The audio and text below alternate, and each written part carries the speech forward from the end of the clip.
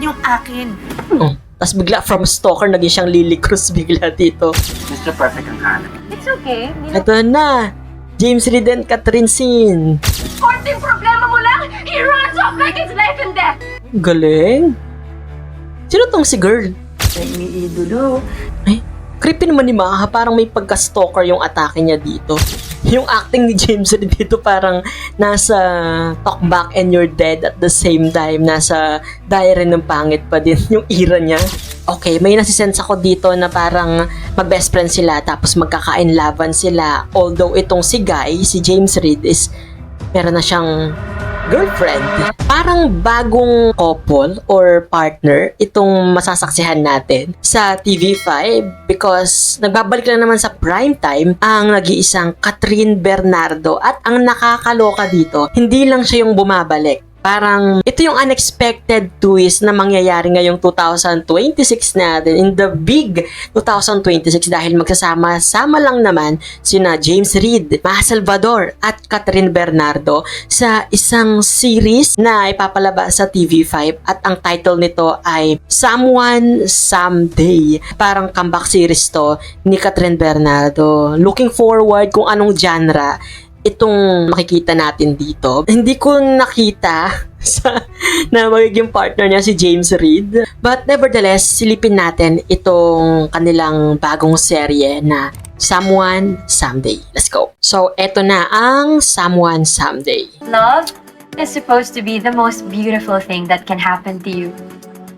We created not just an application, but a community of women na nagtutulungan para I think isa siyang startup na company owner or CEO dito.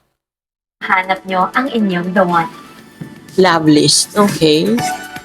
Ganyan katapang din si Bailey. Pag kailangan harapin, haharapin. Kapag naging successful ang love list, Oh, may pagkahulsam tong series na to. As per my research, parang may pagka-romcom daw to.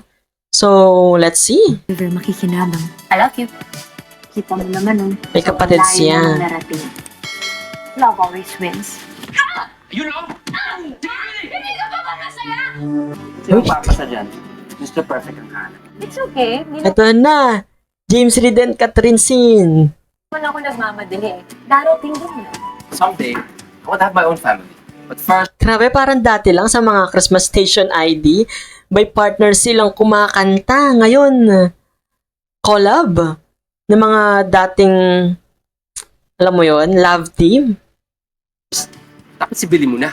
Ako, We're products of destiny. I finally found my prince So, best friend niya dito si James Reid. charming. And, okay, may nasisense ako dito na parang mag-best friend sila tapos magkakain-laban sila. Although itong si Guy, si James Reid is meron na siyang girlfriend. Keep hyping up Loveless for you kasi gusto ko supportahan yung best friend mo. Thanks, babe. Ilang yung gagawin mo, Billy. Kilala kita. Yun naman pala eh. Uy, With the way you guys look at each other, yung mga higpit na yakapan nyo, konting problema mo lang, he runs off like it's life and death. galing. Sino tong si girl? Ayun na nga, tama nga hinala natin na may pagka Pamilya ko sila. Billy, I have a spark family. or All I have relationship. left.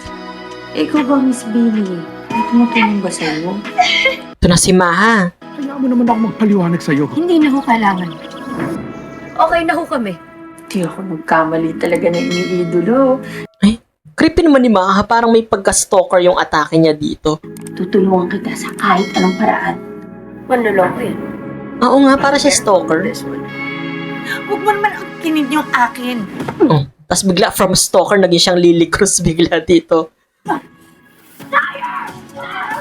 Darating na rin yung swerte natin. Malapit na. Piling ko may pass sila ni Catherine. Dapat lang. I don't know ah. Ang pagmamahal ay ibibigay lang natin sa tamang tao. Directed by Chad V. Vidanes and Dolly Dudu. Billy, you're going too far. Friendship over na tayo. Alam mo naman na gagawin ko lahat para sa kanya, di ba? Yung acting ni James Reid dito parang nasa talk back and you're dead at the same time. Nasa diary ng pangit pa din yung ira niya. Ayoko masayang lahat ng pinaghirapan natin. I don't know parang wala silang spark or parang mas okay kung nakikita ko sa kanila is mag best friend lang talaga at the same time magkuyagan, magkapatid. What are friends for? Or hindi lang ako sanay. Someone, Someday Someone some. premieres this That's July 27, 8:45 p.m.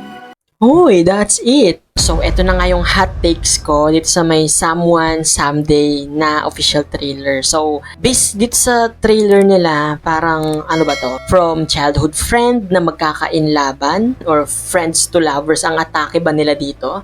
The same time, parang may family conflict, parang may pagka-mystery din dahil sa character na papasok na si Maha. Ano ba yung role niya dito? Parang sabi ko nga kanina mukha siyang stalker tapos bigla siyang nagkaroon ng revenge look sa kanyang character dito. Sabi ko nga kanina, refreshing na makita itong dalawa. James Reid at the same time Catherine Bernardo sa isang series. And I don't know what to expect sa part sa couple na ito di sa series nila. For me kasi, like what I have said, is wala pang ganong spark yung mga character nila dito because, I don't know, siguro expect lang ako na mala Jaden or Katniel yung atake nila. But, let's see sa mismong pagpapalabas nitong Someone Someday. Kayo napanood yun na ba? Ano yung thoughts nyo regarding this series? And ano pa yung masasabi nyo pa sa bagong tandem ni na James Reid at ni Catherine Bernardo? Let me know that guys in the comment section. And syempre kung hindi ka pa rin naka-like at hindi mo pa na-share tong video natin, kindly share and like it guys. And don't forget to